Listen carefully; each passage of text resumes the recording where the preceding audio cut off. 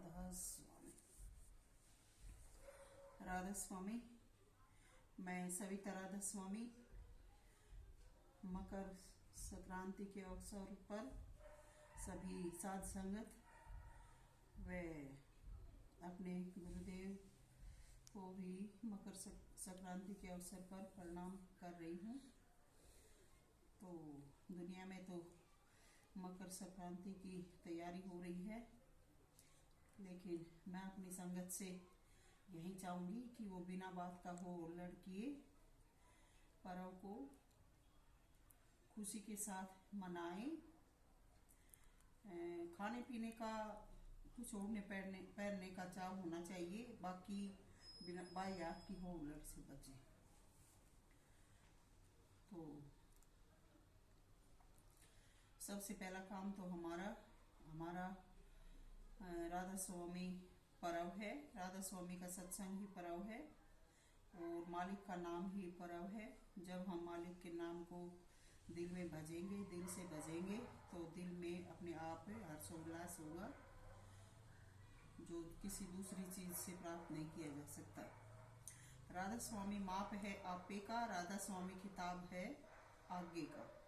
तो राधा स्वामी ही सब कुछ है।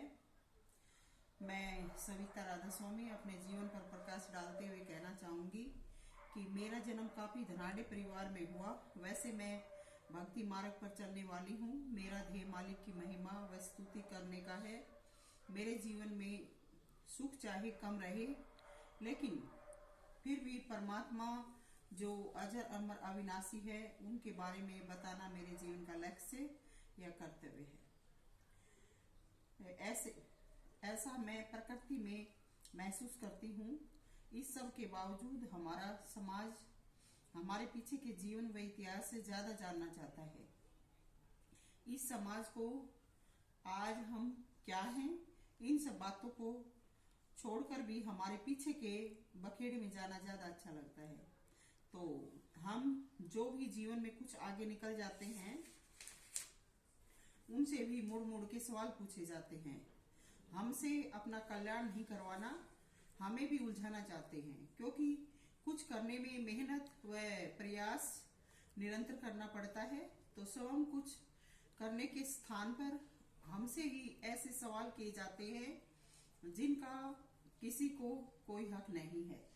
अगर हम आज पीछे के शास्त्रार्थ पर जाएं तो पीछे की शिक्षाएं, शास्त्रार्थ पर न जाएं तो पीछे की शिक्षाएं लुप्त होने लगती हैं। वैसे मेरा निशाना मेरे गुरुदेव ही है, यही ऐसी बातें करते हैं मुझ पर।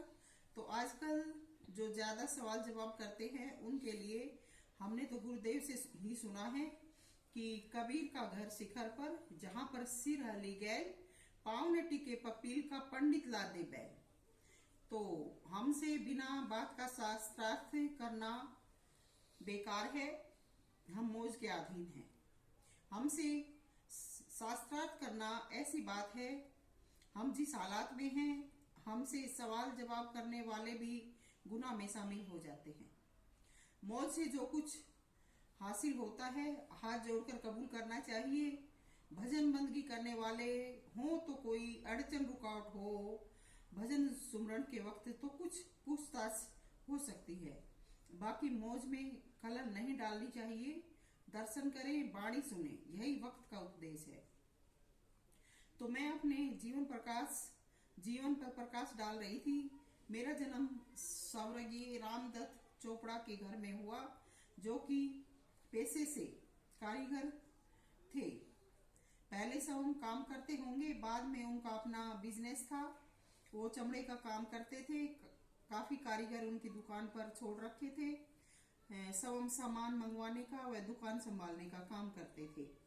वे लुधियाना में रहते थे। पैसे की कोई कमी नहीं थी। उन वक्तों में मेरे दादाजी का बनाया हुआ मकान आज भी है। बाद में वो संपत्ति 4 भाइयों में बट गई। तो जो मकान या पहले के वक्त में हवेली बनाई थी, वो मेरे दादा की थी। आजकल वो तोड़ मरोड़ के एक मकान के रूप में कर दिया गया है। उस वक्त जैसे दरवाजे और अंदर के जो ढलान बनाए थे वो आजकल नहीं है, एक सामान्य से मकान बना दिया है।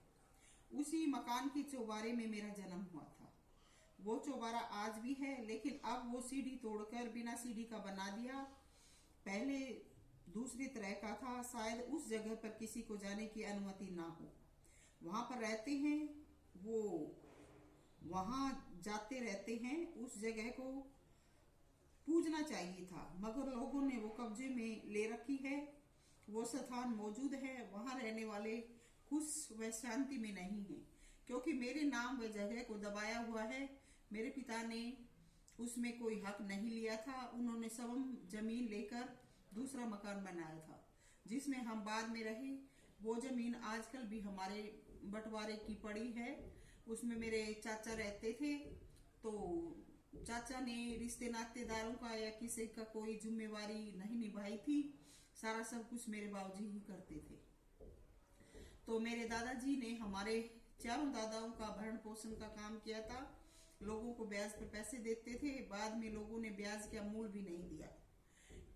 कहते इंदिरा गांधी ने ही ब्याज लोन माफ कर दिए हैं, तो उन्होंने लोगों को खूब धन दिया। हमारे उन दिनों में खाना घी शक्कर का या घी बूरा का होता था, चावल बनता था, लोटों से घी डाला जाता था।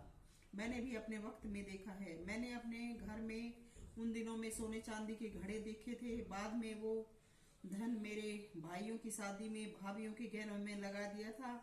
मेरे पिता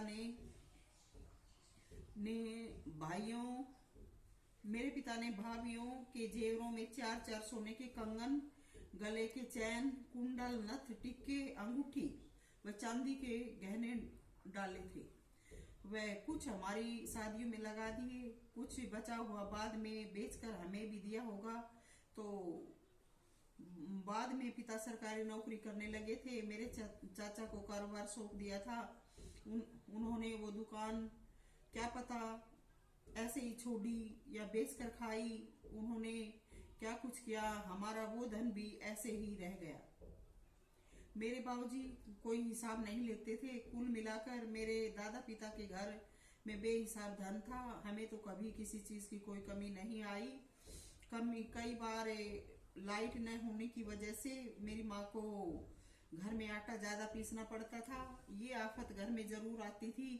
उन दिनों में आंधी तूफान की वजह से तार टूट जाते थे, तो कई बार आटे की कमी आती थी। बाकी हमने अपने घरों में कभी कोई किसी प्रकार का गरीबी का माहौल नहीं देखा।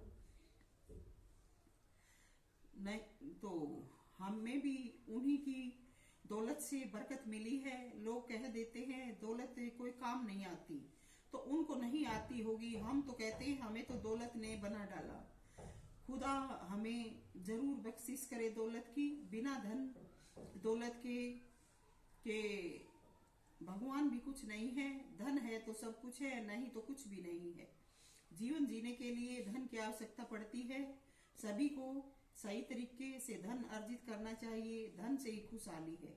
ये अलग बात है, समय अनुसार सब कुछ छोड़ना पड़ता है, लेकिन हमारे जाने से सृष्टि खाली नहीं होती। संसार के काम ज्यों के त्यों चलते रहते हैं। पीछे रहने वालों को मदद मिलेगी या पीछे रहने वालों को उस धन से मदद मिलती है, तो धन को बचाना चाहिए, वेस्टेज नहीं करनी चाहिए। वेस्टेज किसी भी चीज की नहीं करनी चाहिए। जीवन में ये सोच लेना कि कोई किसी का नहीं है, ये बिल्कुल अनुचित है। पूरा का पूरा चर अचर जगत मालिक ने बनाया है। कर्म के अनुसार दुख सुख उठाना पड़ता है। कहीं पर दुख भोगने के लिए है, कहीं पर दुख शिक्षा देने के लिए है। पूरा जीवन चक्कर खुदा दीदित है। जैसा भी जीवन मिला है जिए, उसमें नाम भजकर तरक्की की तरफ बढ़ सकते हैं। प्रकृति परिवर्तनशील है। आने जाने व बिछुड़ने का दुख है, तो इस दुख को मालिक में ध्यान लगाकर कम किया जा सकता है। दर्द भी मालिक की दया मेहर से कम हो जाते हैं। तो सभी को मालिक का भजन सुमरण करना चाहिए। बहुत जगह पर जिक्र आया है कि कोई किसी का नहीं है, सब साथ छोड़ देते हैं। ये भी है जीवन में, लेकिन हम क्यों किसी से सहारे की बाट देखते हैं। मालिक सतगुरु पर अपने आप को आश्रित क्यों नहीं करते? अच्छे कर्म ही हमारे मददगार बनने लगेंगे। अच्छे कर्म का कायदा समाज दुनिया में हर तरफ लागू किया गया है, क्यों नहीं अपनाते? मैंने भी अपनी आंखों से आखिरी वक्त में लोगों को बहुत बुरी अवस्था में देखा है। मेरे ही घर में मेरे मौसी चाचा थे, वे अन्य भी थे। किसी को कैंसर हुआ, किसी को किसी तरह से, कोई किसी तरह से रोया। मेरे पिता ही थे जो बहुत अच्छा जीवन जिए। आखिरी वक्त में नहा धोकर खा पीकर सोने लगे, नींद में मालिक के दरबार में पहुंच गए। उन्होंने नेक कर्म किए थे। तो हम सब ने नेक कर्म करने चाहिए और नेक कर्म ही हमारे साथी बन जाएंगे। क्यों हम धरती पर अकेलापन महसूस करेंगे?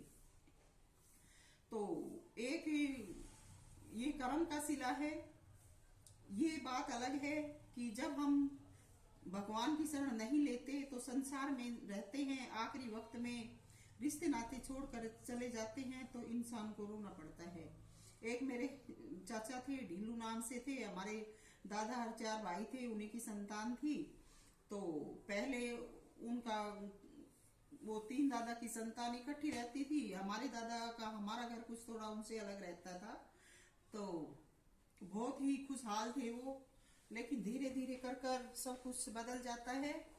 तो वो चाचा, एक बार मैं अपने गांव गई थी, तो मैं उधर हमारे पुराने मकान की तरफ गई थी। वो चाचा वहां थे, तो उनकी पत्नी गुजर गई थी, उनके बच्चे थे, वो भी कहीं बाहर कोई बाहर था, कोई घर में भी था। तो लेकिन वो चाचा अकेलेपन में थे। मैंने उनसे उनकी शक्ल देख के पूछा कि चाचा कैसे हो? तो हम वैसे काका बोलते थे। मैंने उनसे पूछा काका कैसे हो?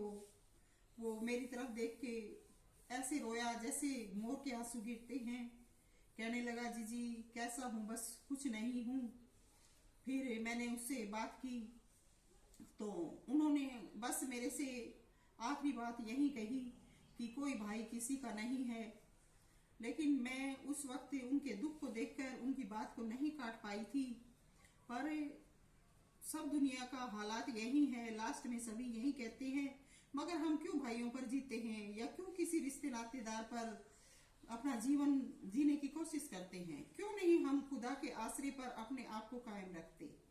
तो हमने अपने आप को अपने जीवन के सब करते हुए, निभाते हुए अपने आप पर और मालिक पर कायम रखना चाहिए, ताकि उनके जाने से हमें किसी भी प्रकार का कोई दुख तकलीफ न हो।